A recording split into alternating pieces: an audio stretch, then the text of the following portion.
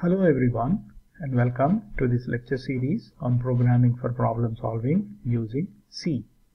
My name is Dvivedula Venkata Ramamurthy and I am with Mechanical Engineering Department at Sacha Institute of Technology and Management, that is CETAM, Vijayanagaram.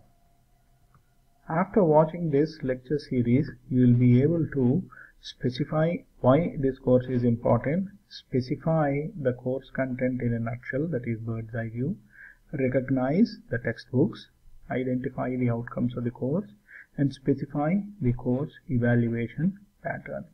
At this juncture, let me mention, don't worry if you don't understand something. Just note it down and ask during the class. As we go along, I'm sure you will pick it up. Okay. With that, let us begin with the first question: why computers and programming? Computers are everywhere and basics of programming is essential. Specifically for mechanical engineers, there are several software packages for design, analysis and visualization. Using them very conveniently and conversantly requires a little bit of programming details. Also, machine tools use lot of numerical control, and part programming, these to produce parts, is an important aspect in production engineering. That is the reason why it is very useful if you learn programming. And in days to come, devices use lot of logic, and hence using them or designing them is very convenient if you know programming. Besides all these, practicing programming teaches one to be very systematic in life. With that, we see that the course content is broken into 4 parts. Introduction to computers, a very small chunk with maybe 2 or 3 lectures. Algorithm flowchart, that takes a bit of working out, maybe 6, 7, 8 classes.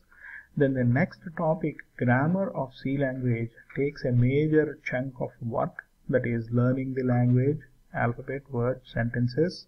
And then problem solving approach. This problem solving approach is at the background of all the work that we do using C language, that is using grammar of C language.